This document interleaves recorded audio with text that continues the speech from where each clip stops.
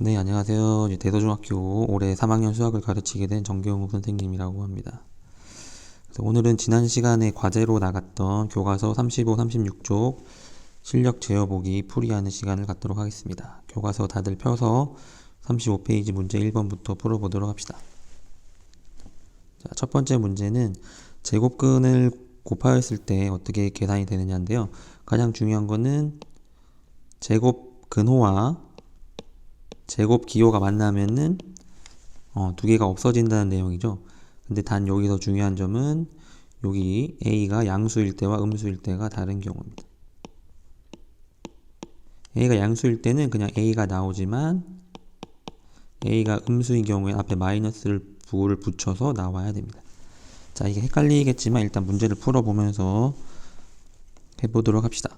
자, 1번 문제 같은 경우는 그렇죠. 루트 기호와 제곱 기호가 만나기 때문에 이거는 2로 바뀌겠죠. 그리고 요 뒷부분도 마이너스와 마이너스 곱하게 되면은 양수 플러스가 되고 제곱근 기호와 제곱 기호가 만나서 없어지면서 5가 됩니다. 그래서 1번은 7이 되겠죠. 자, 2번 같은 경우도 49는 7의 제곱이기 때문에 루트 근호와 만나면은 7이 되겠죠. 그래서 7 곱하기 뒷부분도 마이너스가 있지만 제곱하면 양수가 되기 때문에 7분의 3이 돼서 약분하게 되면 3이 됩니다. 3번 문제는 루트 15를 제곱하게 되면 그렇죠. 근호와 제곱이 만나면 둘이 없어지게 되죠. 그래서 양수이기 때문에 바로 15를 써주면 됩니다. 요 뒷부분도 마이너스 6의 제곱이지만 이걸 루트 36으로 봐주고 루트 6의 제곱이기 때문에 이 부분은 6이 되겠죠. 그리고 여기는 마이너스 부호가 빼기 연산부호입니다. 그래서 2를 계산해주면 답은 9가 됩니다. 4번 문제는 나누기가 있을 경우에는 곱의 역수로 바꿔주면 되겠죠. 그래서 앞에 부분부터 해주면 마이너스 16분의 1은 4분의 1의 제곱이기 때문에 마이너스 4분의 1 그리고 곱하기 뒷부분은 원래 이 값은 8의 제곱 8, 8의 64와 5의 제곱 25이기 때문에 8분의 5, 8분의 5의 역수인 5분의 8이 들어갑니다. 계산을 해주면 마이너스 마이너스가 곱해지면 플러스 되는 거 아시죠? 그 다음에 약분을 해주면 5분의 2가 됩니다. 다음 두 번째 문제가 아까 얘기 드렸던 제곱근과 안에 제곱기호가 생겼을 때 A가 양수냐 A가 음수냐에 따라서 다르게 됩니다. 요 핵심은 이 루트의 안에 뭐가 들어있던지 간에 이 값은 양수가 될 수밖에 없다. 양수 또는 0이겠죠. 즉 음수가 될 수 없다. 요것만 잘 기억하시면 됩니다. 루트가 있는 값은 무조건 양수다. 그래서 지금은 이 문제가 양수이기 때문에 그냥 루트 A 제곱이나 루트 A의 제곱이나 전부 다 A가 나오게 됩니다. 양수이기 때문에 가능한 일이죠. 그래서 앞부분은 A, 뒷부분도 A. 여기도 제곱이기 때문에 안에 근호 안의 값이 그대로 나오게 됩니다. 그래서 답은 0. 3번 문제는 제곱근의 값이 자연수가 되도록 하게 되는 A 값인데요. 이때는 제곱근의 성질을 알아봐야 됩니다. 제곱근의 성질에서 보면은 안의 숫자가 어떤 수의 제곱이 되면 근호가 없어지게 되죠. 그래서 항상 제곱일 뿐만 아니라 어떤 수의 4제곱이거나 4제곱일 때도 양수가 됩니다. 즉 지수가 짝수가 되면 된다. 그래서 지수가 짝수가 되도록 하게 되면 근호가 벗겨질 수 있다.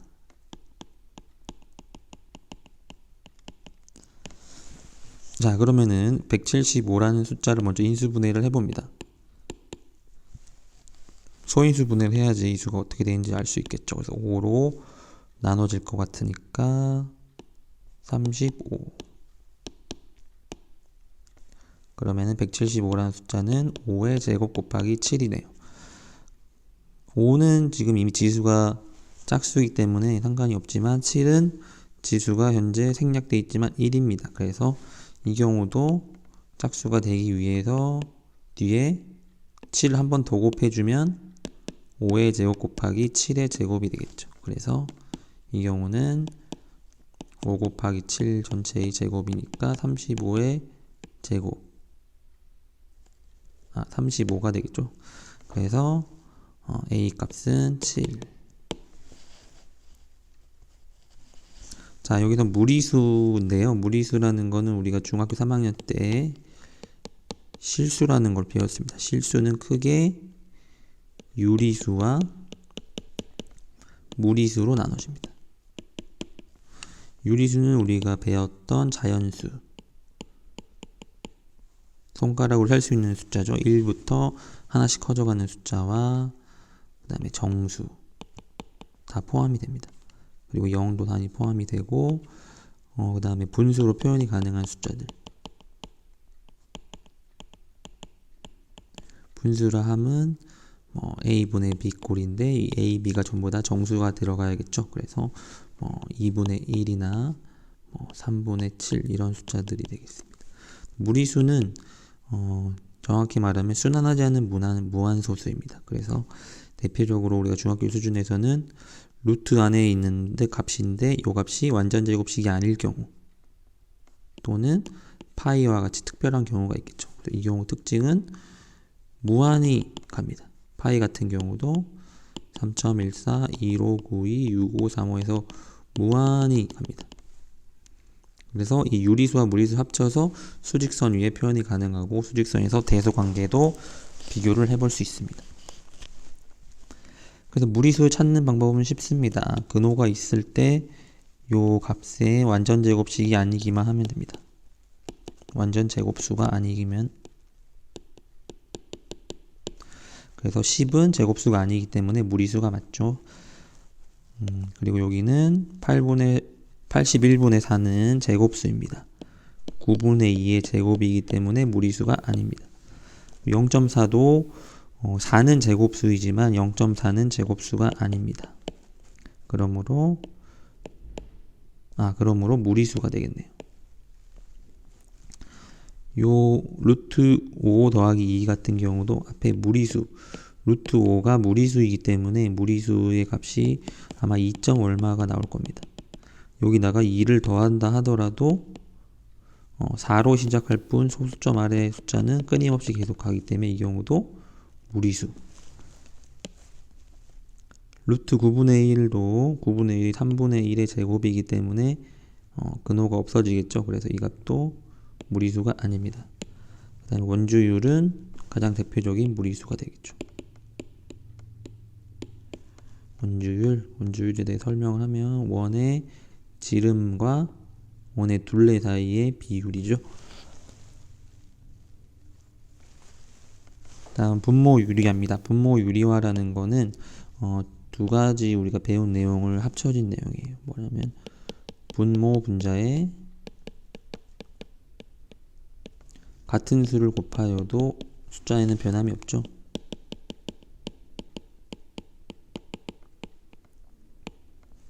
같은 수다.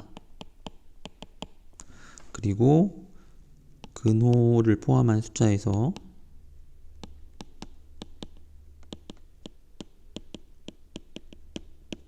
제곱하게 되면 근호가 없어진다.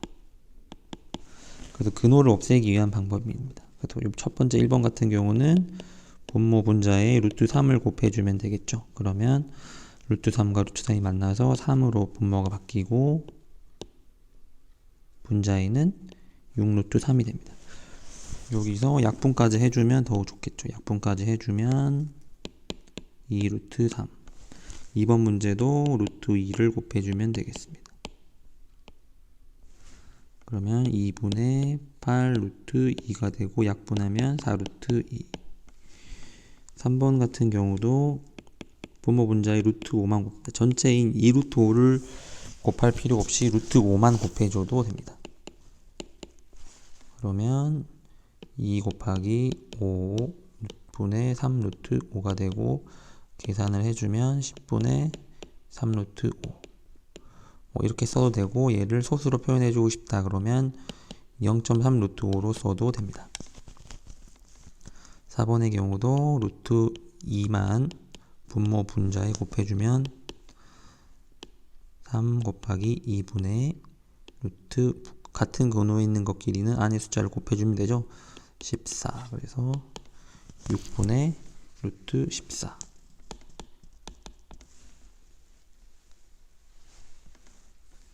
다음 8번은 제곱근표를 이용한 문제입니다. 제곱근표는 여러분들 교과서 277쪽부터 280쪽에 나타나 있습니다. 그래서 교과서 뒤쪽을 잘 참고를 하셔서 숫자를 풀어주는데 아마 1부터 해서 10까지는 소수점 첫째 자리까지 나오고 뒤에 숫자도 아마 두 자릿수까지 나올 거예요. 그런데 여기 문제 보시면 270, 3000 이렇게 숫자가 큰 게 나올 때는 우리가 배운 내용으로 조금 변환을 해줘야 됩니다.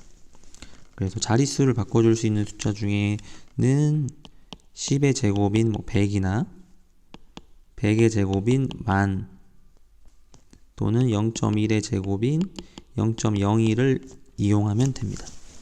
자, 첫 번째 1번 문제는 270을 다른 식으로 표현하게 되면 100 곱하기 2.7로 바꿀 수 있습니다. 그래서 근호를 씌워주게 되면 루트 270은 루트 100 곱하기 루트 2.7이니까 우리가 10 곱하기 루트 2.7이 되겠죠. 그래서 루트 2.7에 대한 값을 제곱근표에서 찾아주면 되겠습니다. 두 번째 같은 경우도 3740을 100 곱하기 37.4 이런 식으로 이 경우도 10,000 곱하기 1.5 이 경우는 0.0001 곱하기 65 그래서 이 경우에는 루트 10 곱하기 루트 37.4 여기는 100 곱하기 루트 1.5 0.01 곱하기 루트 65에서 각각의 근사값을 찾아주면 되겠습니다. 자, 선생님도 교과서를 펴서 루트 2.7을 찾아보겠습니다.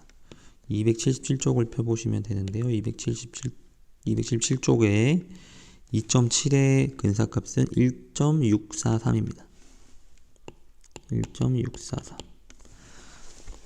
그리고 37.4는 279쪽에 37을 찾으신 다음에 오른쪽으로 4에 해당하는 6.116을 써주시면 됩니다.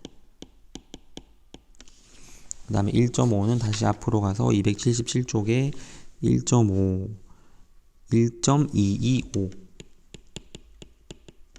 그 다음에 루트 65는 280쪽에 65에 대한 제곱근표의 값은 8.062 그러므로 답은 여기는 1번은 16.43 2번은 61.16 3번은 122.5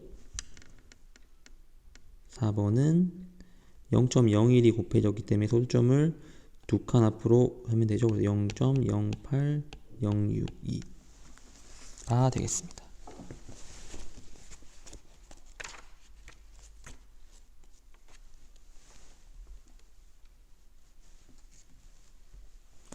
다음 9번 문제를 보면은 이 경우는 근호를 숫자를 최대한 적게 해주는 게 좋습니다. 32는 16 곱하기 2라는 걸 이용을 하고 여기서 18은 9 곱하기 2라는 걸 이용하면 4루트 2 그리고 여기는 분모 위리화를 해주면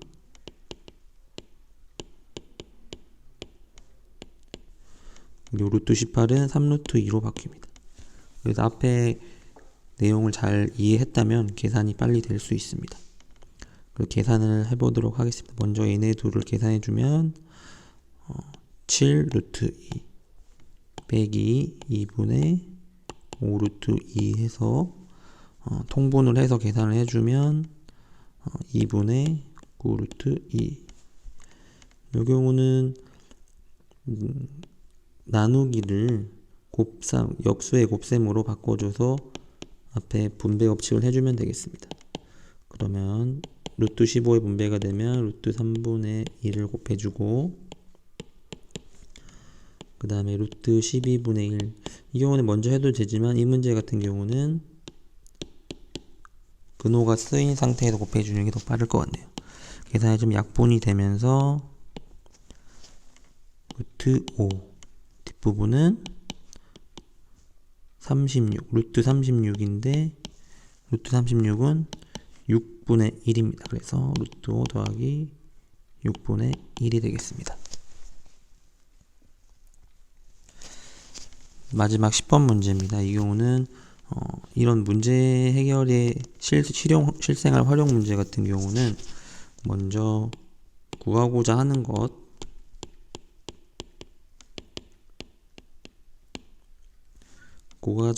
것을 미지수로 두는 게 중요합니다. 주로 x를 쓰고요. 그 다음에 문제에서 주어진 힌트를 먼저 확인을 해야 됩니다. 힌트 또는 어떤 단서라고 할 수 있겠죠. 여기서 구하고자 하는 거는 맨드라미 쉬는 부분의 넓이를 얘기를 하는데, 사실 이 문제를 해결하는데 크게 필요는 없고요. 여기서 중요한 거는 문제에 주어진 힌트를 찾는 게 중요합니다. 일단 그림에 나와 있듯이 전체 가로의 길이가 3루트 3이고 세로의 길이가 루트 7이라는 거, 그리고 제일 중요한 힌트는 바로 데이지를 심은 부분이 넓이가 3제곱미터인 정사각형이다.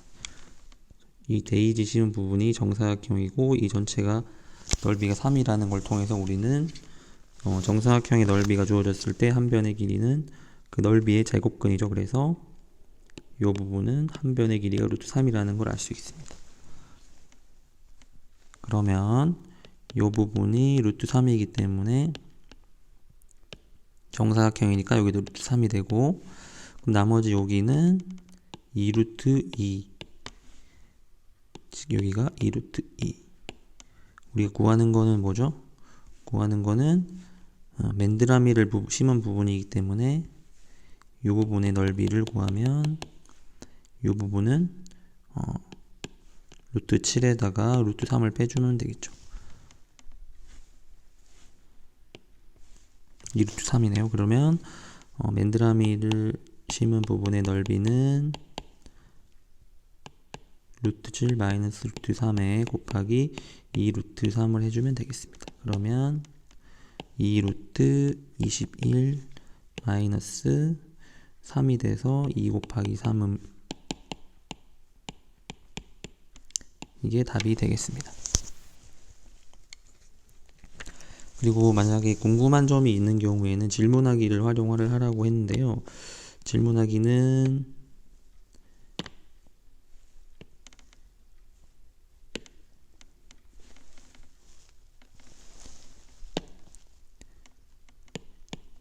여러분들이 이제 수학 강의를 듣고 질문을 댓글 남기기를 했는데 댓글로 또 남기는 불편함이 있고 해서 지금부터는 밴드를 이용할 거예요. 그래서 수학 질문반 밴드에 뭐 사진을 찍을 수도 있고 동영상을 찍을 수도 있기 때문에 여기다를 통해서 질문을 해주시면 되겠습니다. 그래서 아직 질문이 아무도 안 올라왔는데 혹시 부끄러우면은 익명으로 가입을 해도 되기 때문에 여기서 질문을 많이 해주시면 되겠습니다.